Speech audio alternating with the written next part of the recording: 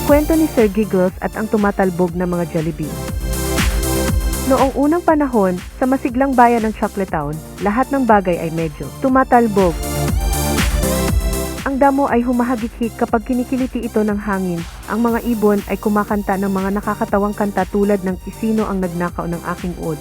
At kahit ang mga ulap sa langit ay nagiging mga katawa-tawang mukha upang pasayahin ang lahat. Ngunit ang pinakamaloko sa lahat ay si Sir Giggles, ang pinakawalang muwang na kabalyero sa buong mundo. Si Sir Giggles ay hindi masyadong matapang o matalino, ngunit siya ay eksperto sa paghanap ng sarili sa pinakanakakatawang sitwasyon. May isa siyang malaking problema, tuwing siya ay tatawa ng sobra, siya ay maghihikab, at kapag naghikab si Sir Giggles, ang kanyang baluti ay maghihiwa-hiwalay na parang jigsaw puzzle. Isang maaraw na umaga, ipinatawag ng hari ng Choclatown si Sir Giggles sa kastilyo. "Sir Giggles," sabi ng hari na halos hindi mapigilan ang paghagikik, "ang ating bayan ay inaatake ng mga tumatalbog na Jollibee." Pumasok sila sa royal pantry at kinain ang lahat ng ating mga dessert. Totoo nga, ang pantry ay puno ng mga wiggly, hagikik na Jollibee na tumatalbog sa lahat ng dako. Hindi sila ordinaryong Jollibee, mayroon silang maliliit na mata, maliliit na kamay, at mahilig magdulot ng kaguluhan. May isang Jollibee pa na may suot na maliit na korona at sumisigaw. Ipinapahayag namin na ang pantry na ito ay isang kaharian ng Jollibee. Walang puding ang makakataka sa amin. Si Sir Giggles, na pilit nagmumukhang seryoso, ay nagsabi, "Huwag kayong mag-alala, aking hari. Ako ay hikab, maglutas ng problemang ito sa Jollibee." Sa sandaling naghikab si Sir Giggles, ang kanyang helmet ay lumipad na parang rocket at lumapag sa puting. Ang mga Jollibee ay sumabog sa pagtawa, gumulong-gulong sa sahig at pinapula si Sir Giggles sa hiya. Nagpasya si Sir Giggles na paalisin ang mga Jollibee mula sa pantry sa pamamagitan ng kanilang paboritong bagay, mga nakakatawang biro. "Ano ang tawag sa tumatalbog na buto na may pangit na gupit?" Malakas na tanong ni Sir Giggles. Huminto sa pagtatalbog ang mga Jollibee. "Ano?" sabay-sabay na tanong nila. "Isang jump cut na buto," sagot niya.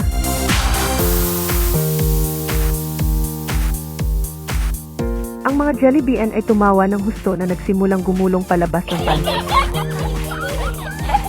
Ngunit habang sinusubukan ni Sir Giggles na hulihin sila, nadapa siya sa isang gumugulong na donut at nahulog sa isang malaking mangkok ng whipped cream.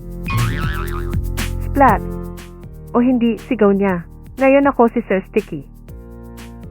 Ang mga Jollibee, nakikita si Sir Giggles na natatakpan ng whipped cream, ay hindi nakatiis. Nagsimula silang tumalon sa kanya na ginagawang isang naglalakad na dessert. Habang tumatalbog at kumikilos ang mga Jollibee, napagtanto ni Sir Giggles na mas gusto nila ang kasiyahan kaysa sa pagkain.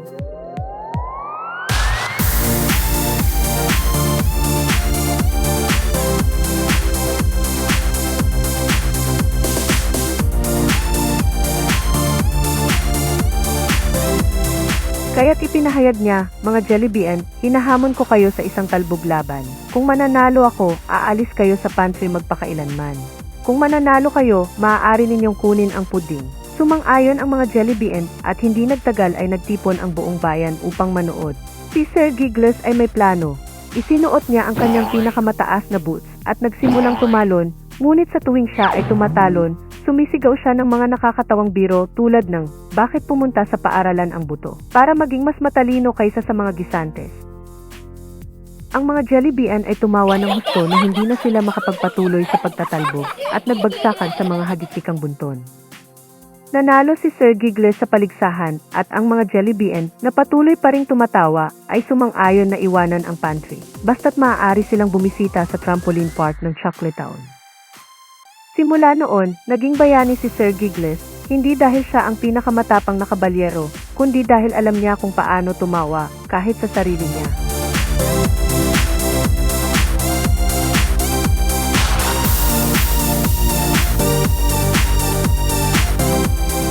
At ang mga Jollibee, naging opisyal na mga tagapagtanghal ng talbog ng Choclatown na pinaliligaya ang mga bata sa kanilang mga kakaibang tricks. Sa tuwing dumadaan si Sir Giggles, Saludo sila sa kanya gamit ang kanilang maliliit na jelly na kamay at sumisigaw, "Mabuhay si Sir Sticky!"